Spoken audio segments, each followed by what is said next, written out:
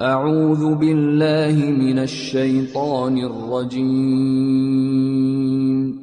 بسم الله الرحمن الرحيم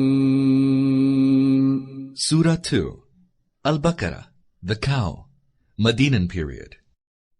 Title: This surah is entitled Al-Baqarah, the Cow, because at one point it mentions the anecdote of the cow. See verses 66 to 73.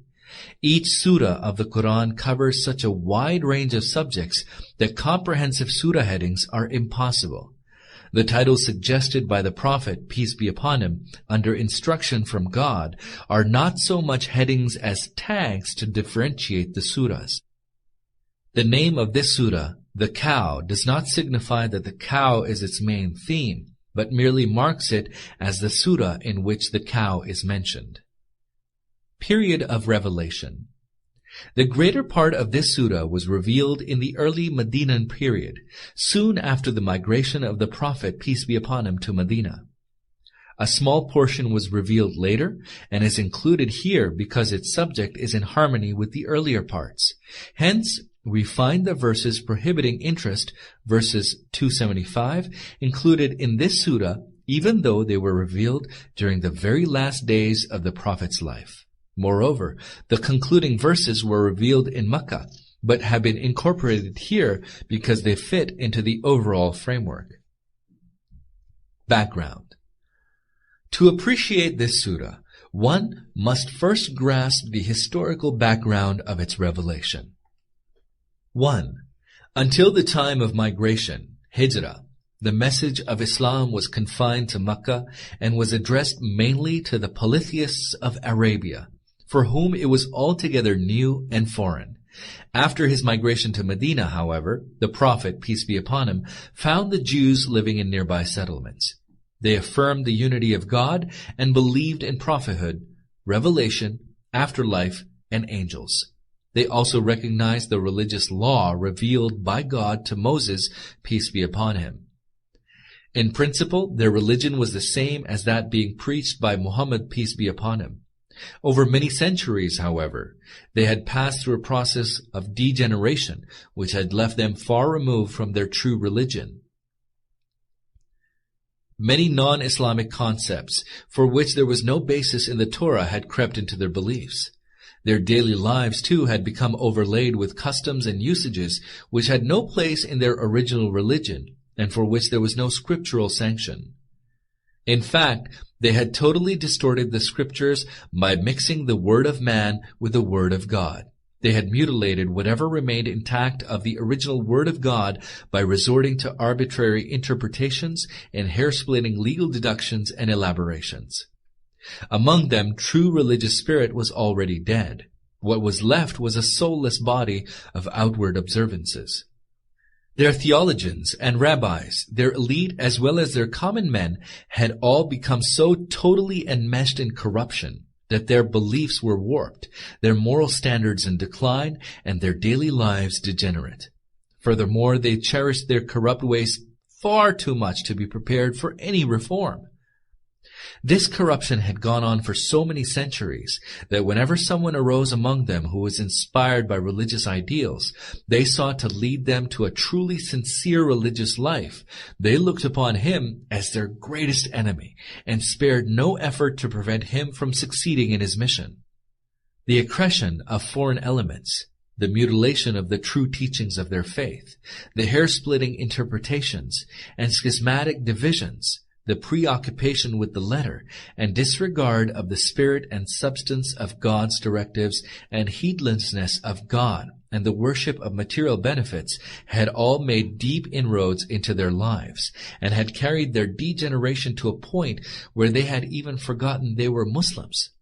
In short, they had acquired the characteristic traits now associated with the Jews and had turned their religion into a national heritage of the Israelites.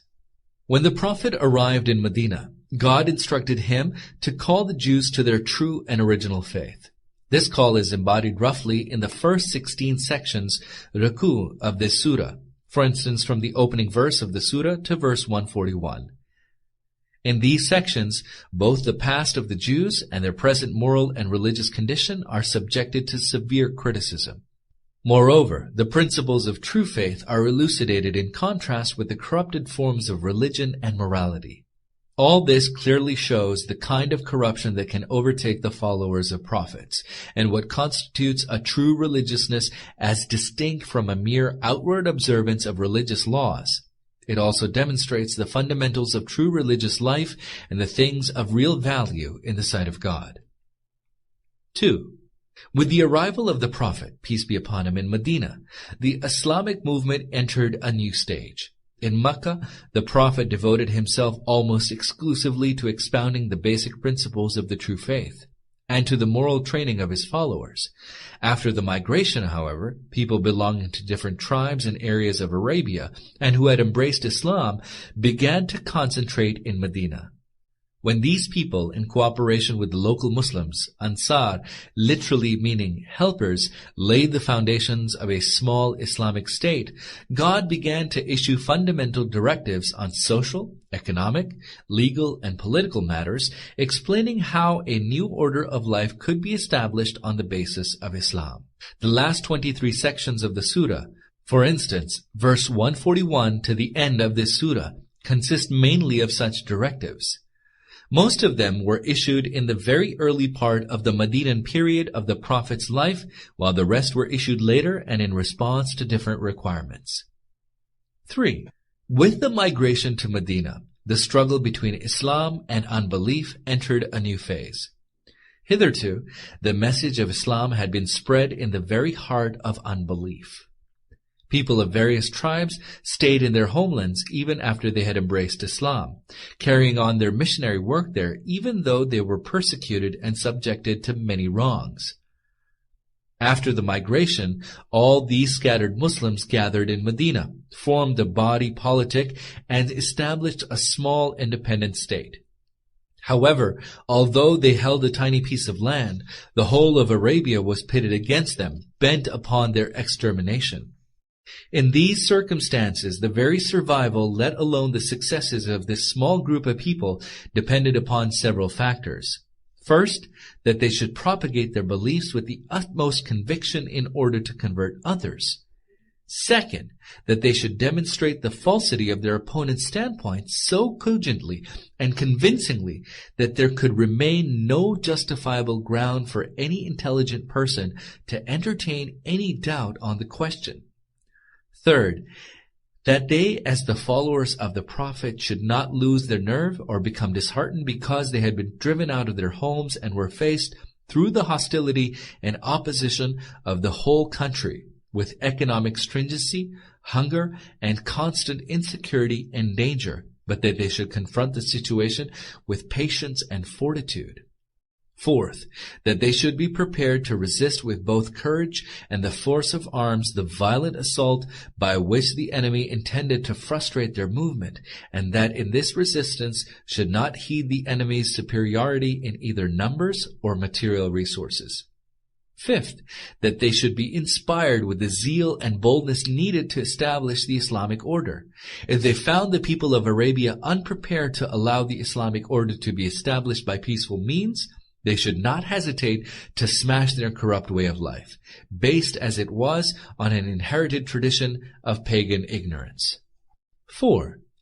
In this phase of the development of the Islamic movement, a new element, the hypocrites, began to emerge. Although the first signs of hypocrisy had appeared during the last phase of the Prophet's life in Mecca, the nature of that hypocrisy was different. The kind of hypocrites found then were those who, while recognizing the truth of Islam and claiming to believe in it, were not prepared to sacrifice their material interests, run the risk of severing the relationship which bound them to others, and who shrank from the persecution and trial which used to afflict all those who responded to the call of truth. In Medina, we notice that in addition to hypocrites of this sort, other kinds also began to enter the body politic of Islam. One group consisted of those who had no faith in Islam, but had entered the ranks of the Muslim community merely in order to create mischief. Another group of hypocrites, conscious of the political dominance of the Muslims, considered it advantageous to gain acceptance as fellow Muslims. At the same time, they maintained contacts with their enemies so that they could enjoy the best of both worlds. In this way, they secured all the advantages of friendship with the two opposite camps and thus remained safe from any hostilities. There was still another group of hypocrites, those who were in a state of ambivalence and indecision between Islam and ignorance, but who had embraced Islam because the majority of their tribe or family had done so. The final group consisted of those who, although they believed Islam to be true, found it difficult to forsake their inherited way of life, their superstitions, their customs and usages, and to discipline themselves to observe the moral restraints and fulfill the obligations prescribed by Islam. At the time this surah was revealed, these various kinds of hypocrites had just begun to appear, and so God made only brief references to them. In the surahs revealed in subsequent years, references to the hypocrites became more elaborate and directives were issued regarding the members of each of their category, since by then the characteristics and activities of the hypocrites became clearer.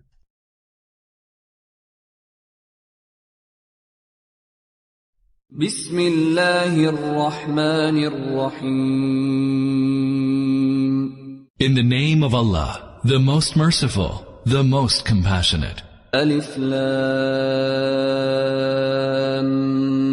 Mim. Alif Lam Mim. Alif Lam Mim. The names of letters of the Arabic alphabet, called Huruf Muqattat, occur at the beginning of several surahs of the Quran. There is no consensus among the commentators of the Quran as to their precise meanings. It is obvious, however, that deriving the right guidance from the Quran does not depend on grasping the meaning of these vocables. ذَلِكَ الْكِتَابُ لَا رَيْبَ فِيهِ هُدًى لِلْمُتَّقِينَ. This is the book of Allah. There is no doubt in it. It is a guidance for the pious. الَّذِينَ يُؤْمِنُونَ بِالْغَيْبِ وَيُقِيمُونَ الصَّلَاةَ وَمِمَّا رَزَقْنَاهُمْ يُنْفِقُونَ. For those who believe in the existence of that which is beyond the reach of perception, who establish prayer and spend out of what we have provided them, which is beyond the reach of perception. Ghaib signifies the verities which are hidden from man's senses and are beyond the scope of man's ordinary observation and experience, such as God's essence and attributes, the angels, the process of revelation, paradise, hell, and so on. Who establish prayer. The expression establishment of prayer has a wider meaning than mere performance of prayer. It means that the system of prayer should be organized on a collective basis. If there is a person in a locality who prays individually, but no arrangements are made for congregational prayer, it cannot be claimed that prayer is established in that locality. وَالَّذِينَ يُؤْمِنُونَ بِمَا أُنزِلَ إِلَيْكَ وَمَا أُنزِلَ مِن قَبْلِكَ وَبِالْآخِرَةِ هُمْ يُوقِنُونَ. Who believe in what has been revealed to you and what was revealed before you, and have firm faith in the hereafter. أُولَئِكَ عَلَى هُدًى مِّن رَّبِّهِمْ وَأُولَئِكَ هُمُ الْمُفْلِحُونَ. Such are on true guidance from their Lord. Such are the truly successful. إِنَّ الَّذِينَ كَفَرُوا سَوَاءٌ عَلَيْهِمْ أَأَنذَرْتَهُمْ أَمْ لَمْ تُنذِرْهُمْ لَا يُؤْمِنُونَ. As for those who have rejected these truths, it is all the same whether or not you warn them, for they will not believe. ختم الله على قلوبهم وعلى سمعهم وعلى أبصارهم غشاوة وَلَهُمْ عَذَابٌ عَظِيمٌ. Allah has sealed their hearts and their hearing, and a covering has fallen over their eyes. They deserve severe chastisement. Allah has sealed their hearts and their hearing. This does not mean that their rejection of the truth is a consequence of God's sealing of their hearts. What is meant is that God sealed their hearts and ears as a consequence of their decision to reject the fundamentals of faith, of their deliberate choice of a path divergent from that charted out by the Qur'an. وَمِنَ النَّاسِ مَن يَقُولُ آمَنَّا بِاللَّهِ وَبِالْيَوْمِ الْآخِرِ وَمَا هُم بِمُؤْمِنِينَ. There are some who say, "We believe in Allah and in the last day," while in fact they do not believe. يخادعون الله والذين آمنوا وما يخدعون إلا أنفسهم وما يشعرون. They are trying to deceive Allah and those who believe, but they do not realize that in truth they are only deceiving themselves. في قلوبهم مرض فزادهم الله مرضا وَلَهُمْ عَذَابٌ أَلِيمٌ بِمَا كَانُوا يَكْذِبُونَ. There is a disease in their hearts, and Allah has intensified this disease. A painful chastisement awaits them for their lying, and Allah has intensified this disease. Disease here refers to the disease of hypocrisy. The statement that Allah has intensified this disease means that He does not punish the hypocrites immediately, but allows them to indulge in their hypocrisy and exult in the success of their ruses. This feeling of success intensifies their hypocrisy. وَإِذَا قِيلَ لَهُمْ لَا تُفْسِدُوا فِي الْأَرْضِ قَالُوا إِنَّمَا نَحْنُ مُصْلِحُونَ. Whenever they are told, "Do not spread mischief on earth," they say, "Why? We indeed are the ones who set things right." أَلَا إِنَّهُمْ هُمُ الْمُفْسِدُونَ وَلَكِنْ لَا يَشْعُرُونَ. They are the mischief makers, but they do not realize it. وَإِذَا قِيلَ لَهُمْ آمِنُوا كَمَا آمَنَ النَّاسُ قَالُوا أَنُؤْمِنُ كَمَا آمَنَ السُّفَهَاءُ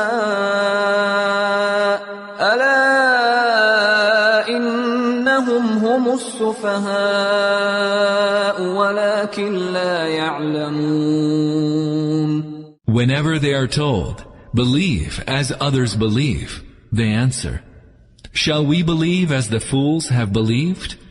Indeed, it is they who are the fools, but they are not aware of it. وَإِذَا لَقُوا الَّذِينَ آمَنُوا قَالُوا آمَنَّا وَإِذَا خَلَوْا إِلَى شَيَاطِينِهِمْ قَالُوا إِنَّا مَعَكُمْ إِنَّمَا نَحْنُ مُسْتَهْزِئُونَ.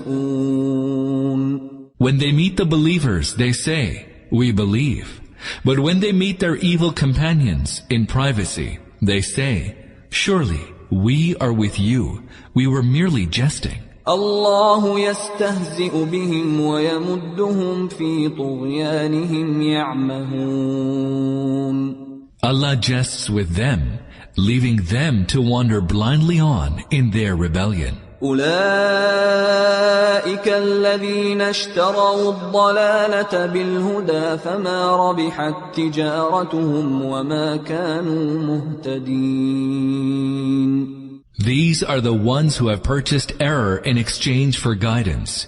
This bargain has brought them no profit, and certainly they are not on the right way. مثلهم كمثل الذي استوقد نارا فلما أضاءت ما حوله ذهب الله بنورهم وتركهم في ظلمات لا يبصرون. They are like him who kindled a fire, and when it lit up all around him, Allah took away the light of their perception, and left them in utter darkness, where they can see nothing.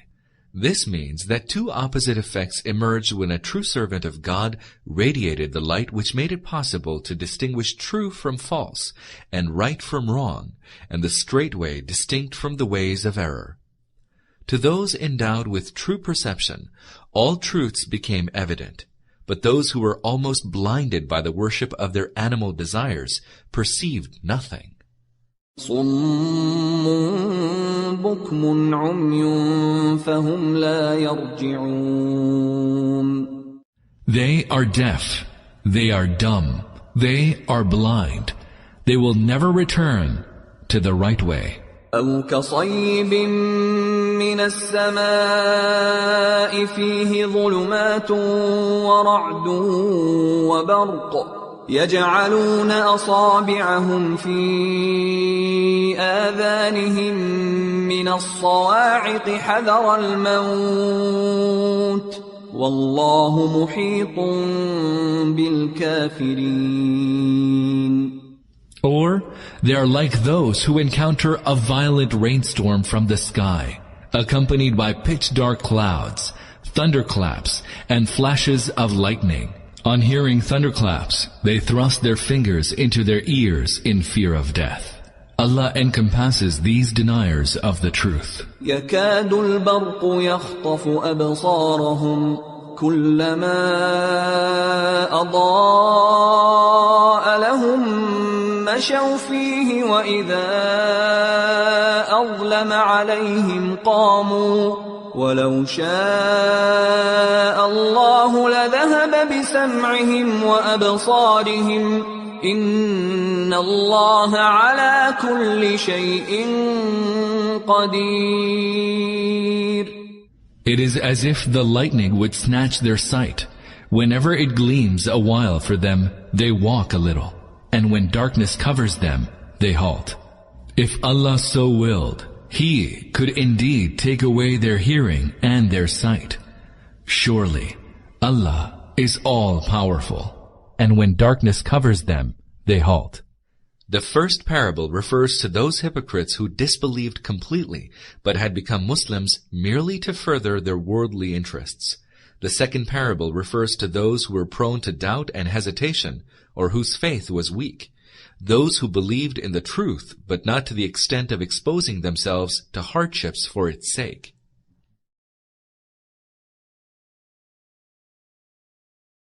يا أيها الناس اعبدوا ربكم الذي خلقكم والذين من قبلكم لعلكم تتقون. O mankind, serve your Lord, who has created you as well as those before you. Do so that you are saved. Do so that you are saved. So that you are saved from false beliefs and unrighteous conduct in this life, and from God's punishment in the next. الذي جعل لكم الأرض فراشا والسماء بناء وأنزل من السماء ماء فأخرج به من الثمرات رزقا لكم فلا تجعلوا لله أندادا وأنتم تعلمون. It is He who has made the earth a resting place for you, and the sky a canopy, and sent down water from above, wherewith He brought forth fruits for your sustenance. Do not, then, set up rivals to Allah when you know the truth. When you know the truth. Not to set up others as rivals to Allah means not to make anyone other than God the object of worship, service, and obedience that one owes to God alone. وَإِن كُنتُمْ فِي رَيْبٍ مِّمَّا نَزَّلْنَا عَلَى عَبْدِنَا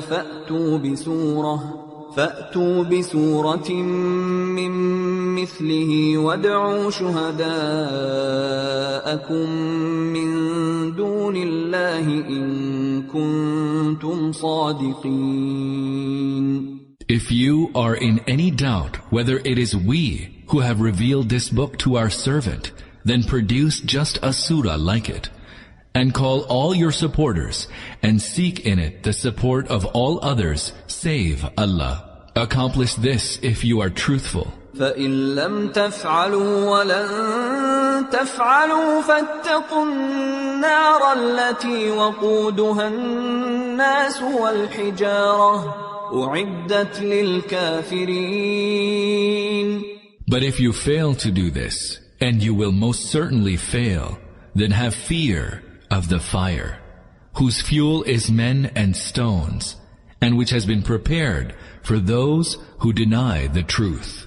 Whose fuel is men and stones. In the next life, not only will the unbelievers become the fuel of hellfire, but that the same fate will befall the idol stones they worshipped, and before which they prostrated themselves. وَبَشِّرِ الَّذِينَ آمَنُوا وَعَمِلُوا الصَّالِحَاتِ أَنَّ لَهُمْ جَنَّاتٍ تَجْرِي مِن تَحْتِهَا الْأَنْهَارُ كُلَّمَا رُزِقُوا مِنْهَا مِن ثَمَرَةٍ رِزْقًا قَالُوا هَذَا الَّذِي رُزِقْنَا مِن قَبْلُ وَأُتُوا بِهِ مُتَشَابِهًا وَلَهُمْ فِيهَا أَزْوَاجٌ مُطَهَّرَةٌ وَهُمْ فِيهَا خَالِدُونَ. O Prophet, announce glad tidings to those who believe in this book and do righteous deeds in accordance with its teachings, that for them are gardens beneath which rivers flow.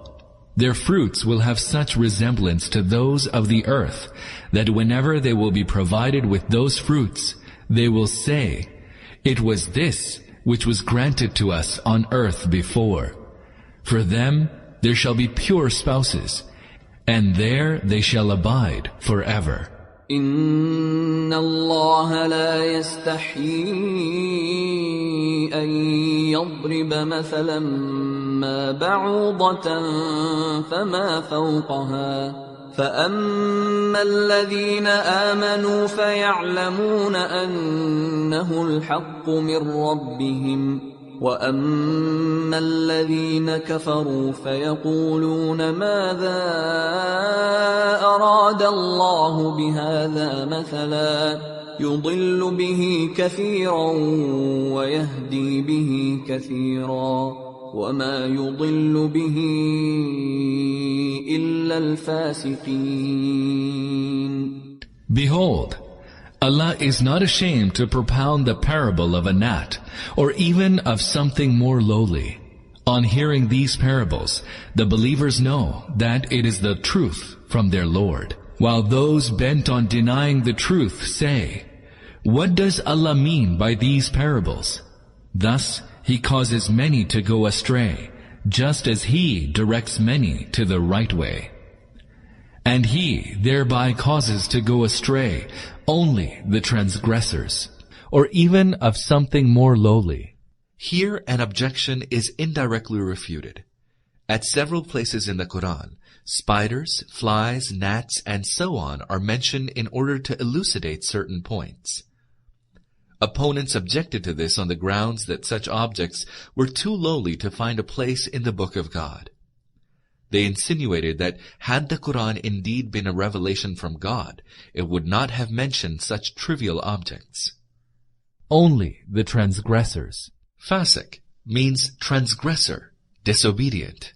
الذين ينقضون عهد الله من بعد ميثاقه ويقطعون ما أمر الله به أن يوصل ويفسدون في الأرض أولئك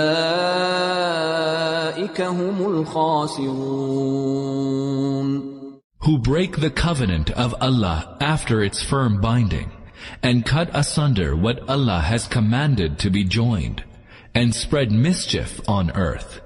They are the utter losers. After its firm binding. The injunctions or ordinances issued by a sovereign to his servants and subjects are termed ahd in Arabic, since compliance with them becomes obligatory for the latter. Ahd has been used here in this sense. The ahad referred to here signifies God's eternal command that all human beings are obliged to render their service, obedience, and worship to Him alone. After its binding refers to the promise made by mankind to remain faithful to the injunctions of God at the time of Adam's creation. For details, see Al-Araf 7:172. Allah has commanded to be joined. That is, the transgressors strike their blows at those very relationships upon which the individual and collective well-being of mankind depends, relationships which God wants maintained on a sound basis. كيف تكفرون بالله وكنتم أمواتا فأحياكم ثم يميتكم ثم يحييكم ثم إليه ترجعون. How can you be ungrateful to Allah, who bestowed life upon you when you were lifeless? Then He will cause you to die and will again bring you back to life so that you will be returned to Him. هو الذي خلق لكم ما في الأرض جميعا ثم استوى إلى السماء فسواهن 7 سماوات وهو بكل شيء عليم. It is He who created for you all that is on earth, and then turned above and fashioned it into 7 heavens. He knows all things, and fashioned it into 7 heavens. It is difficult to explain precisely what is meant by the 7 heavens. In all ages, man has tried, with the help of observation and speculation, to conceptualize the heavens. For instance, that which lies beyond and above the earth. As we know, the concepts that have thus developed have constantly changed. What might be broadly inferred from this statement is that either God has divided the universe beyond the earth into 7 distinct spheres, or that this earth is located in that part of the universe which consists of 7 different spheres.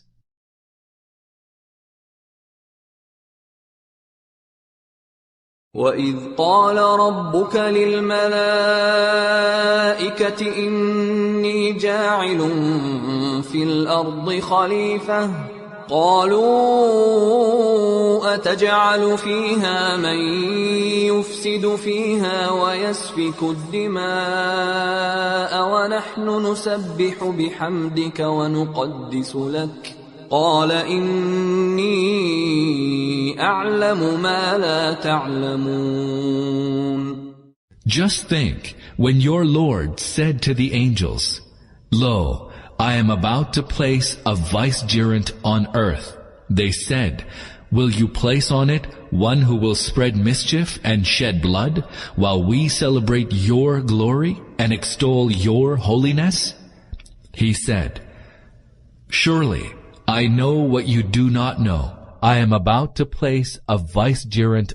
Khalifa, or vicegerent, is one who exercises the authority delegated to him by his principal. وَعَلَّمَ آدَمَ الْأَسْمَاءَ كُلَّهَا ثُمَّ عَرَضَهُمْ عَلَى الْمَلَائِكَةِ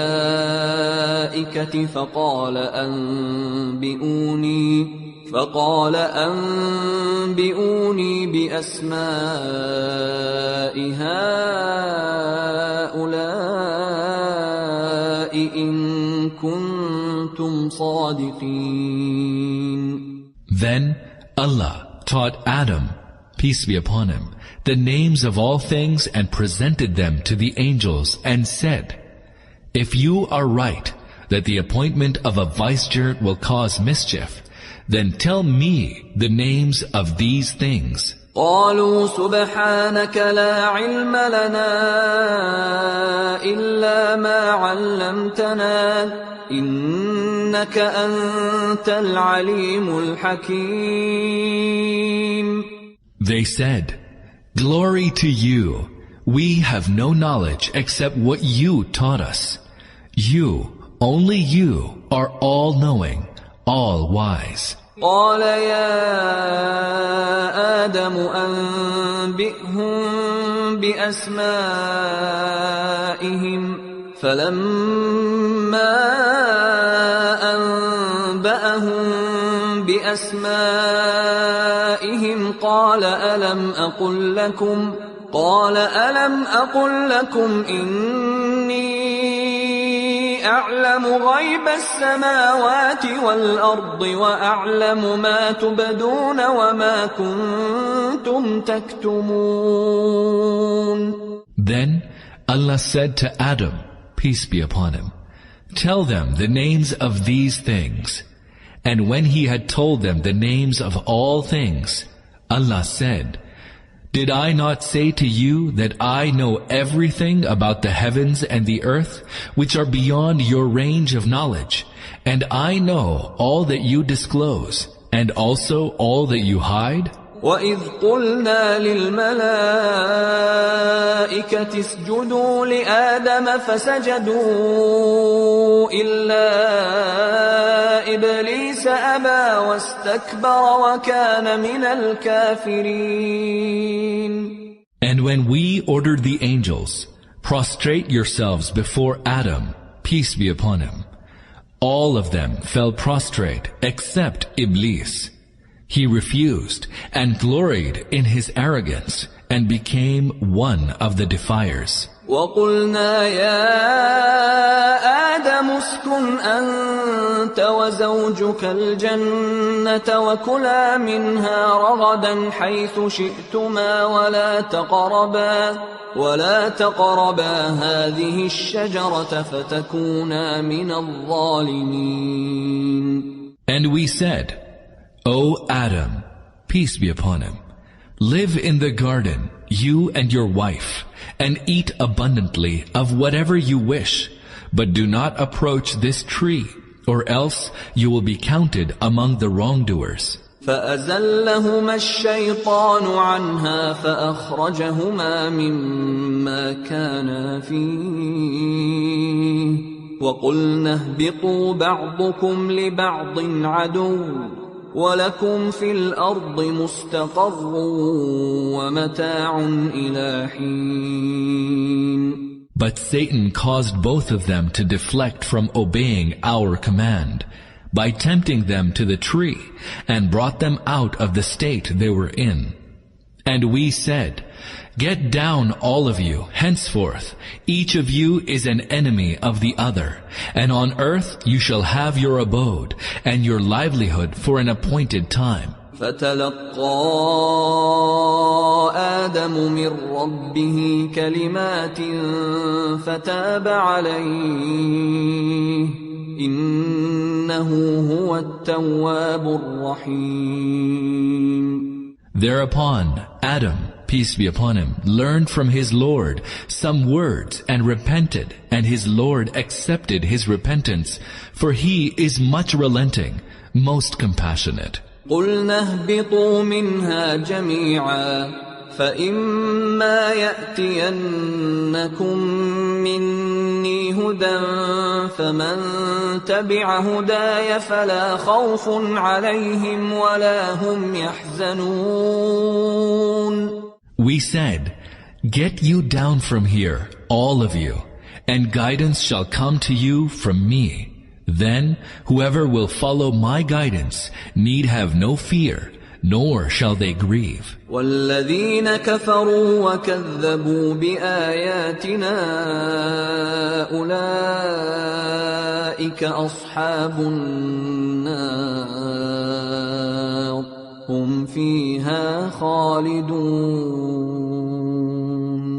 But those who refuse to accept this guidance and reject our signs as false are destined for the fire, where they shall abide forever.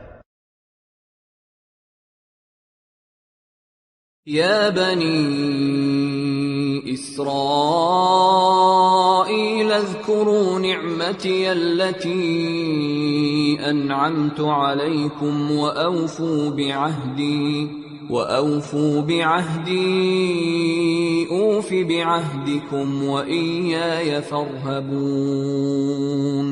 Children of Israel, Recall my favor which I had bestowed on you, and fulfill your covenant with me, and I shall fulfill my covenant with you, and fear me alone. Children of Israel, It would be pertinent to point out that the entire discourse embodied in verses 40 to 121 is addressed to the children of Israel, because Jews lived in Medina and its vicinity in large numbers. وآمنوا بما أنزلت مصدقا لما معكم ولا تكونوا أول كافر به ولا تشتروا بآياتي ثمنا قليلا وإياي فاتقون. And believe in the book which I have revealed, and which confirms the scripture you already have, and be not foremost among its deniers. Do not sell my signs for a trifling gain, and beware of my wrath. do not sell my signs for a trifling gain. Trifling gain refers to the worldly benefits for the sake of which they were rejecting God's directives. Whatever one may gain in exchange for the truth, be it all the treasure in the world, is trifling.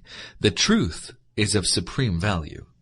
ولا تلبسوا الحق بالباطل وتكتموا الحق وأنتم تعلمون.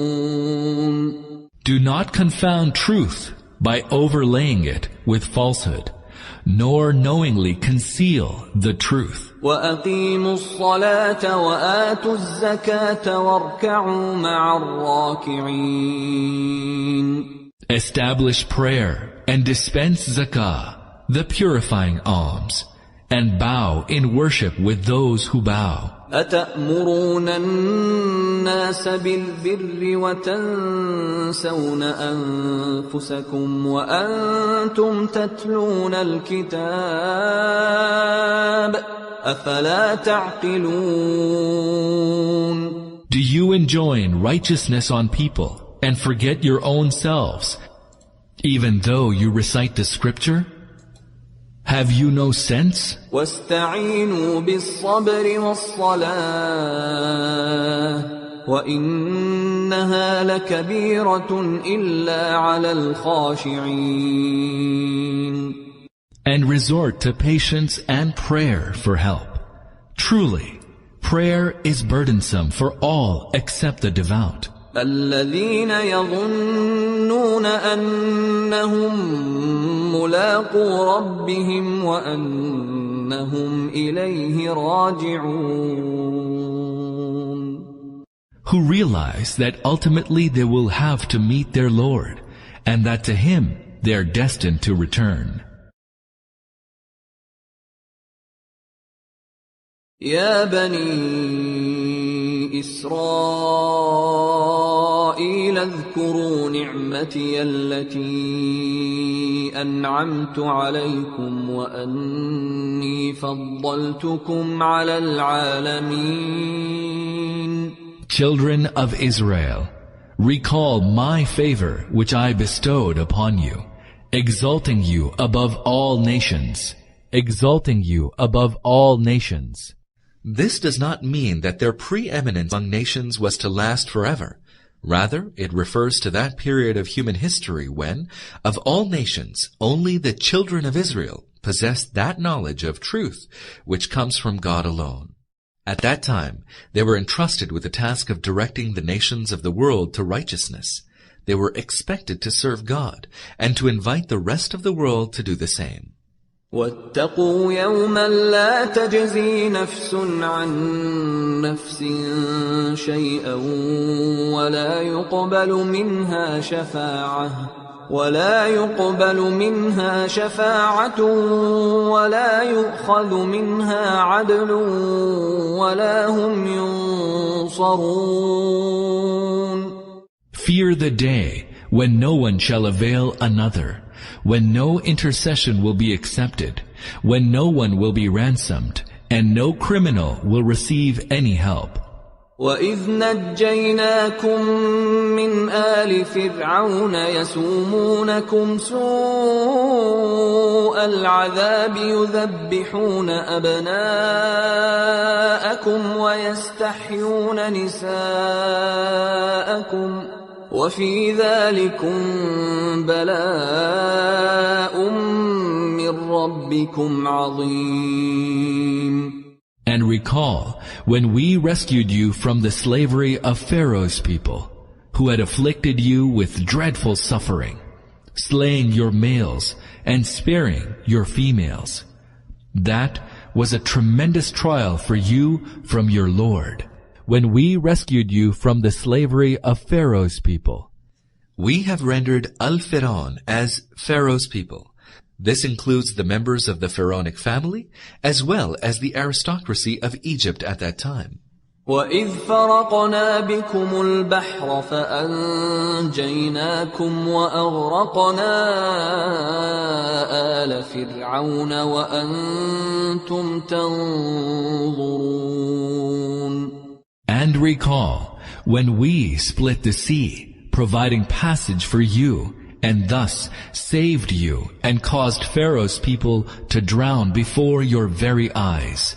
وَإِذْ وَاعَدْنَا مُوسَىٰ 40 لَيْلَةً ثُمَّ اتَّخَذْتُمُ الْعِجْلَ مِن بَعْدِهِ وَأَنْتُمْ ظَالِمُونَ.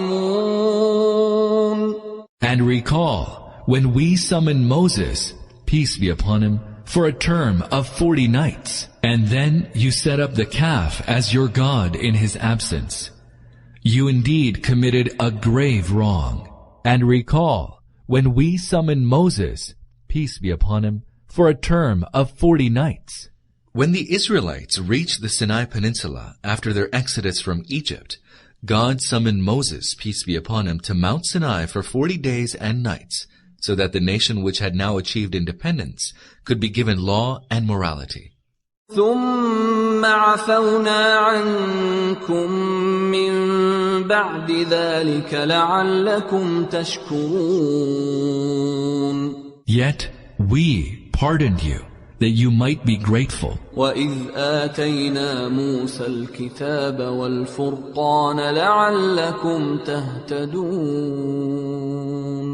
And recall that while you were committing this wrong, we gave Moses, peace be upon him, the scripture and the criterion, that you are guided to the right way. We gave Moses, peace be upon him, the scripture and the criterion.